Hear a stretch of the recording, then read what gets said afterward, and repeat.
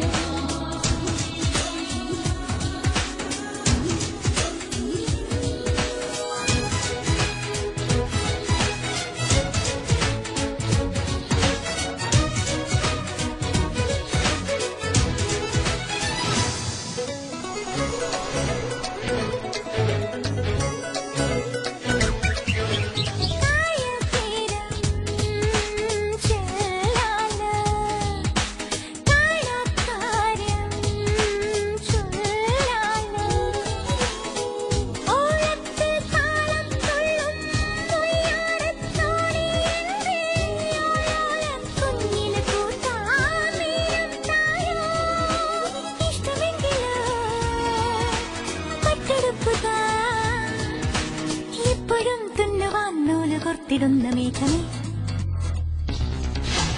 ചക്കരക്കിളി ചക്കയമ്പിളി നിന്റെ ചുണ്ടില പുഞ്ചിരിപ്പാല് മുല്ലമല്ലി ഊയലാടുക കുഞ്ഞുകാറ്റേ മടിയിൽ വെച്ചിടാ മരവും ഭൂമിയും തൊട്ടു തൊട്ടു മുത്തമിട്ട് പാടി വീട്ടുകാരെയെല്ലാം വശത്താക്കി. പക്ഷെ എനിക്ക് നിന്നെ സംശയം. എനിക്ക് ആ താമരപ്പൂ പറിച്ചതാ ചേച്ചി. അയ്യോ, അത് പുഴയുടെ നടുക്കല്ലേ. എനിക്ക് വേണം. ഇങ്ങനൊരു വാശിക്കാരി.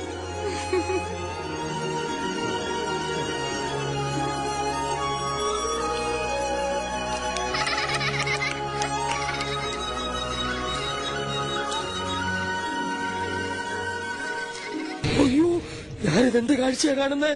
അയ്യോ,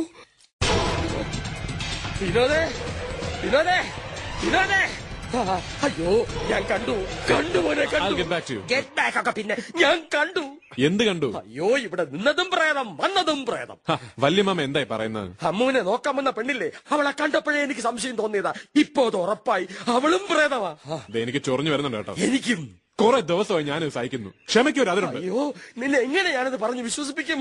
എടാ മോനെ, ഞാൻ എന്റെ കണ്ണുകൊണ്ട് കണ്ടതാ. അവള് വെള്ളത്തിന്റെ മേളിൽ കൂടി നടന്ന് താമരപ്പൂ പറിച്ചു. നിലം തൊടാ നടക്കുന്ന യക്ഷികളല്ലേ, അവള് യക്ഷിയാ യക്ഷി.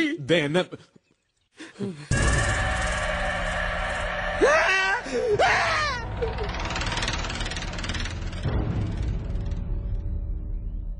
ഇതെന്താ ആകെ നനഞ്ഞിരിക്കുന്നത്?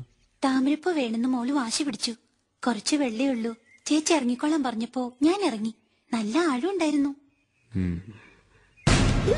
തലയ്ക്ക് എന്തെങ്കിലും കുഴപ്പമുണ്ടോ?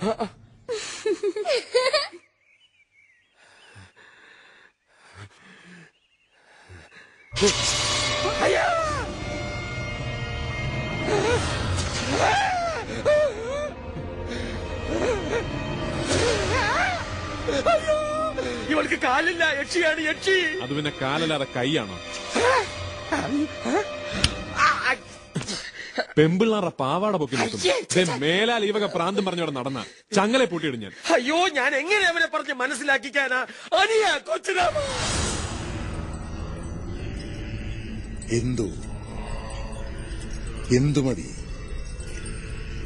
എന്തുമതി ദേവി. ആ കൊട്ടാരത്തിൽ കയറിപ്പറ്റാൻ കുറെ നാളായി അവള് പഠിച്ച പണി പയറ്റുന്നു. ഒടുവിൽ കയറിപ്പറ്റി അല്ലേ? ആള് നിസാരയല്ല, എല്ലാം നശിപ്പിക്കണം. വലിയ പുരാടത്തെ കണ്ടിട്ട് നല്ല തമാശ തോന്നുന്നല്ലോ. തമ്പുരാൻ യുക്തിവാദി സമാജമൊക്കെ വിട്ടേ? യുക്തിവാദി സമാജം പിരിച്ചുവിട്ട് ഞങ്ങൾ അയ്യപ്പ സേവാ സമാജം രൂപീകരിച്ചേ. കംപ്ലീറ്റ് യുക്തിവാദികൾ വൃക്ഷ ഒന്നിന് മാലയിട്ട് മല ചവിട്ടാൻ തീരുമാനിച്ചേ. നല്ലത്. ഇപ്പോ നിങ്ങൾ വസിക്കുന്ന ഇടമല്ലല്ലോ യഥാർത്ഥ ലക്ഷ്മീപുരം കൊട്ടാരം? അല്ല, ശരിക്കുള്ള ലക്ഷ്മീപുരം കൊട്ടാരത്തില് ഇപ്പൊ ആരും താമസമില്ല. ഇടിഞ്ഞു പൊളിഞ്ഞ് കാട് പിടിച്ച് കിടക്കുകയാണ്. സർക്കാരുമായിട്ട് ഒരു കേസുണ്ടായിരുന്നു. അറിയാം, മഹാദേവവർമ്മയുടെ കാലത്ത് അല്ലേ?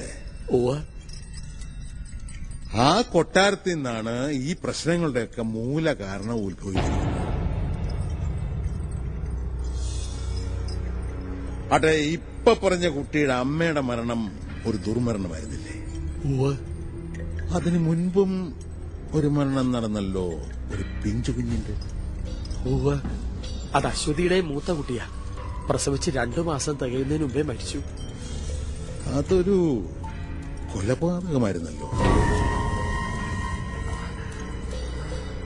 ആ കുട്ടിയുടെ നക്ഷത്രം കാർത്തികയായിരുന്നു. ഇപ്പൊ ജനിച്ചിരിക്കുന്ന കുട്ടിയുടെ നക്ഷത്രവും കാർത്തികയല്ലേ? അല്ല, അമ്മൂട്ടിയുടെ നക്ഷത്രം രോഹിണിയാ. അല്ലല്ലോ, അതും കാർത്തിക നക്ഷത്രം തന്നെ. രോഹിണിയുടെ ഒരു നാഴിക വ്യത്യാസം. കാർത്തികയാണെന്നറിഞ്ഞിരുന്നെങ്കിൽ ഈ കുഞ്ഞിനെ കൊല്ലാനും അയാൾ വന്നേനെ. മനസ്സിലായില്ല. എല്ലാം വഴിയെ മനസ്സിലായിക്കോളും. ഇത്രയും നാൾ നിരീശ്വരവാദം പറഞ്ഞു നടന്നുകൊണ്ട് ദൈവത്തിനും പിശാചിനും ഇപ്പൊ എന്നെയാ നോട്ടം. എന്തെങ്കിലും പ്രതിവിധി ചെയ്ത് ഞങ്ങളെ രക്ഷിക്കണം.